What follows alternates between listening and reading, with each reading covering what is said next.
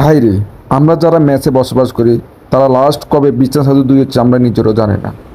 Last কবে বিছনা চাদর কিনেছি আমরা নিজেরও জানি না।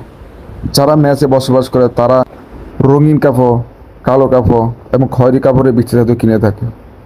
সাদা কাপড় তারা কখনোই কিনে না, কারণ সাদা কাপড় অল্প কিছু ময়লাতে কালো হয়ে যায়। যদি কোনো একজন সুস্থ বয়স্ক মানুষ একজন ম্যাচ মেম্বারের উপর ডুবে পড়ে, তাহলে সেখানকার ধোঁয়া এবং পরিবেশ দেখে তিনি অজ্ঞান হয়ে পড়বে।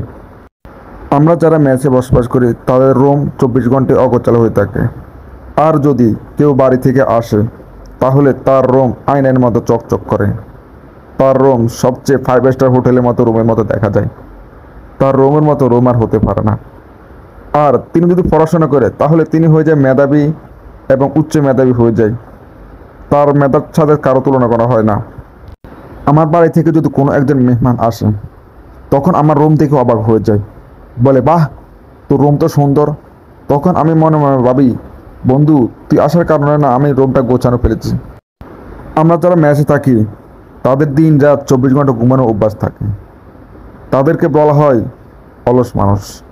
ম্যাচে যারা থাকে তাদের ঘুমের অভ্যাস নাই এমন কোনো মানুষ নয়। তারা দিন রাত অনলাইনে পড়ে থাকে।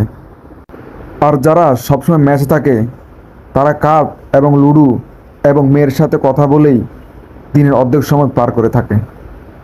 তারা বেশিরভাগই মেয়ের সাথে চ্যাটিং করে থাকে। অনেকে বলে তারা নাকি ফোনে পড়াশোনা করছে, কিন্তু যারা ম্যাচে থাকে তারাই বুঝে তারা কী করছে। তাদের কার্ড খেলা একটা ফ্যাশন মতো হয়ে থাকে। হোস্টেল লাইফ এবং ম্যাচ লাইফ যারা থাকে তারাই বুঝে কি মজা। ম্যাচের মজাটা কীরকম তারাই বুঝে। ম্যাচ লাইফ এবং হোস্টেল লাইফ আলাদা। যারা ম্যাচে এবং হোস্টেলে থাকে তারাই বুঝে ম্যাচে থাকার এবং হোস্টেলে থাকার কি মজাটা।